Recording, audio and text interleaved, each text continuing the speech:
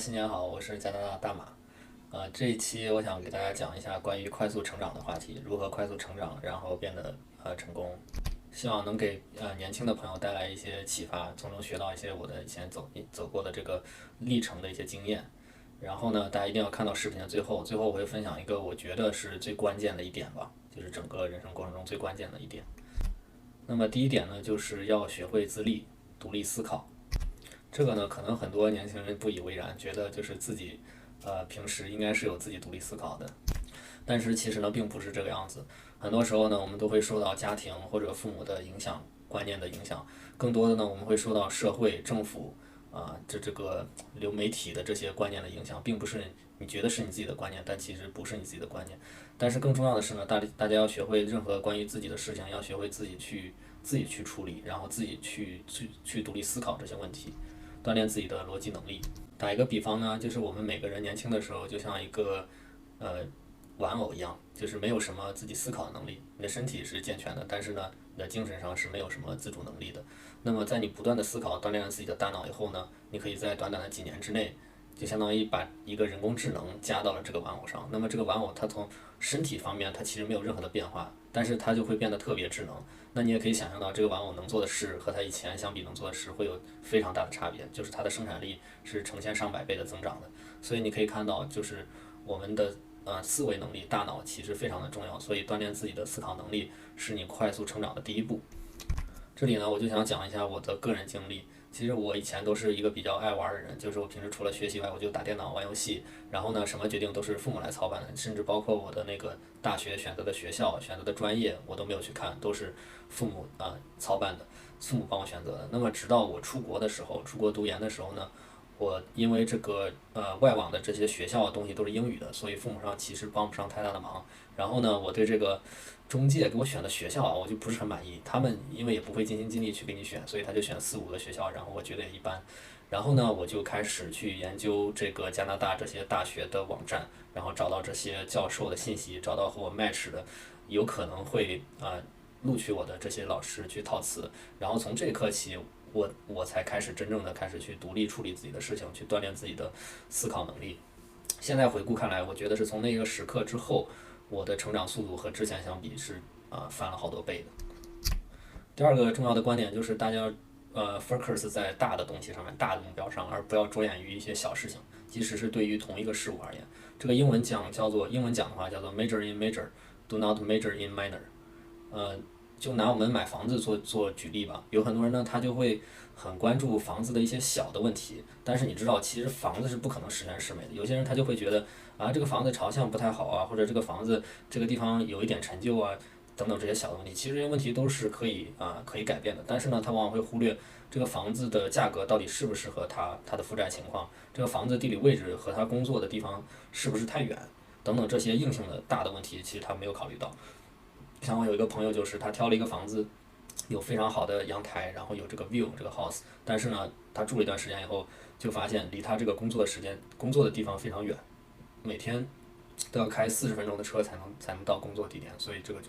属于是着了小的这个利益，但是忽略了这个大的问题。再举一个例子，就比如说，我们学的专业和职业发展来说，其实你应该从一开始去多关注一下社会上这个职业的发展到底是怎么样的。你毕业了以后好不好找工作，能拿到多少薪水，对吧？到底这个工作的以后的这个工作压力适不适合你，是不是你喜欢的？然后它和你现在的这种性格适不适合等等这些问题，我觉得是更关键的，而不是说你去着眼于，比如说这个学期我到底该选哪门课，我这个课到底能不能考到 A 考到 B，其实这些是属于是小的东西。你可以想一下，如果你的专业选错了，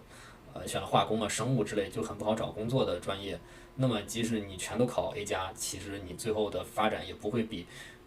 其他选了好专业的人。所以就是说，你千万不要只着眼于这些小东西，其实大的目标是完全是更加重要的。第三个能够帮助你快速成长的呢，就是看书。因为看书是一个最快能够让你接触到不同圈子的人的精华观点的一种方式。我知道现在大家都喜欢看流媒体，流媒体其实也可以，就像比如说像我这种情况，就是我会总结一些观点给大家。但是书本呢，也是一个非常非常有效的一个方式，因为书一般都是比较精华的嘛，特别是你去看一些热门书籍，那就是畅销书籍，都是写的应该是比较好，得到大家认可的。然后呢，你就可以从里面很快的去学习到这个不同行业、不同经历的人他的思维，你就可以获取到这么一份思维，它能够帮助你很好的构建对事情的一个多维的一个角度的思考，而不是只从你自己的经历去思考问题，因为你自己的经历短短几十年是有限的嘛，肯定是会有瑕疵的。所以看书是一个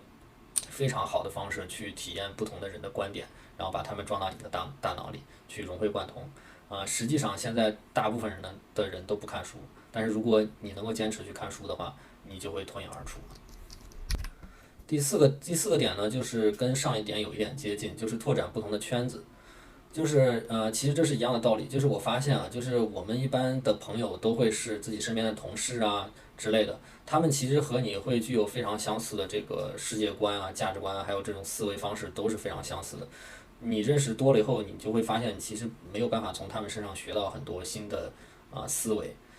大家可以把每一个圈子想成你认识的朋友数量和你的知识增长、思维增长想成一个 log 曲线。那么其实就是每一个圈子你认识的前5个、前10个人给你带来的思维碰撞是最大的。也就是说，大家应该尽量去拓展不同圈子的社交。就是我经常是偶尔去接触到了一些别的圈子的一些朋友，那么就认识了那么寥寥几个，就会给我的思维带来非常大的改变。所以这一点是我从以往生活中总结出来的，就是你要不要一直待在你的这个行业这个圈子里，你要时不时的可以去尝试去接触、认识一下别的圈子的朋友，跟他们成为朋友以后，去了解一下他们行业的人是怎么思考这个社会，怎么思考这些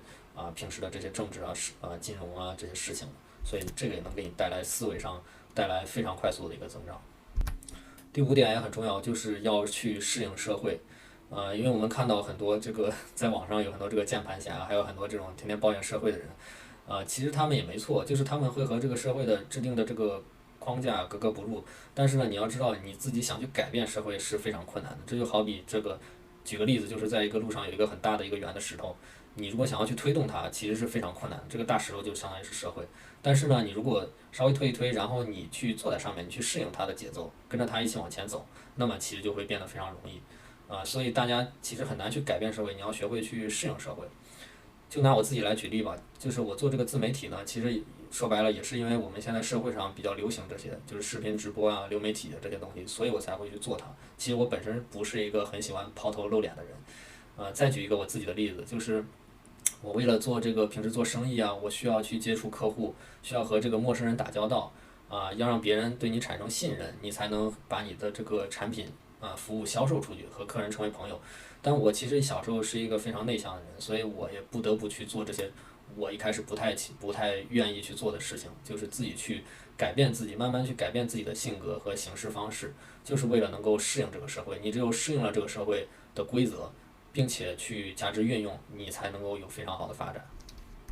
第6点呢，就是关于勇气，因为大家可以跳出来，你先把自己的一切的目前的困难啊、以前的学业、工作、生活都忘记，你就把自己的思维跳出来，去想一想，其实你的人生只有一次，然后就只有几十年，所以 live only once 嘛，有这么一个说法，就是其实没有必要去想遇到什么困难和，就是说大家遇到什么困难和挑战的时候，不要消极，其实可以积极去面对，因为其实即使你失败了，其实也没什么事儿，就是你就算是失败了，其实也没有什么关系，你做错了也没什么关系，其实没有人会关注这些东西，就真的没什么，就是不要害怕去失败，反倒是你真的做成功了，你做得好了，才会有人关注你，有人去评论你。所以说大家可以跳出来想一想，其实你的一辈子其实就这么几十年，如果你再去掉吃饭、睡觉、commute 等等这些时间，你真正属于自己的时间其实特别少，有人统计过就只有几十天的时间。所以大家一定要就是遇到困难和挑战的时候，不要放弃，不要消极去面对，而是应该积极的去面对，去尝试。你如果都克服了，那么你就成功了；你如果没克服，那也就没克服，就什么事情都没有。所以不要有这种心理负担，然后面对这些问题的时候一定要积极，因为实际上来讲，没有任何一个事情是很容易做成的，因为如果很容易做成，那么大家都非常成功了。所以这其实是。就是你要预期它本来就会有这些东西的，你可以去尝试，如果你做成了，那你就能够得到很好的发展和成功。最后一点，我觉得是特别特别重要的，就是行动比思维更重要。就因为这世界上每天都会有很多非常好的 idea 从大家的这个人类这个大脑里迸发出来，但是只有不到1%的人会去采取行动，那么只有不到1/1000的人会坚持这个行动10天以上。所以你可以看到，就是实际上真正做成功的那些企业家呀，或者很成功的人，他们都来自于那1/1000。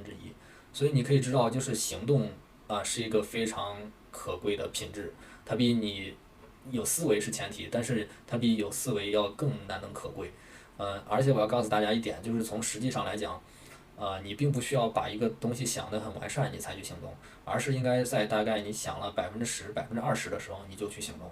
比如说你想要创业，那么实际上来讲，你应该思考到10%、20%的时候就开始了，而不是说等到我这个也想好了，那个也想好，我每一步都想好了再去行动。那样的话，你会给自己创造一个特别大的阻力，你会觉得这个事情特别困难。而且很多事情其实你都没做过，所以你是不可能预计到的。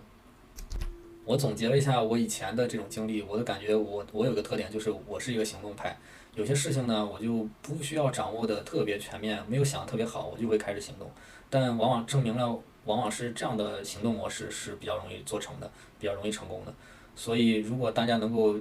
尝试并且坚持我说的这种观点，就是要通过前面说的那5点来拓展你的思维你的思维方式来迅速成长。然后再坚守最后一点，就是继续坚持去行动，并且是在你思考了一部分以后就去开始行动，并且能够坚持下去，那么你就会成为那万中无一的人选，获得一个自己从未想象过的一个巨大的成就。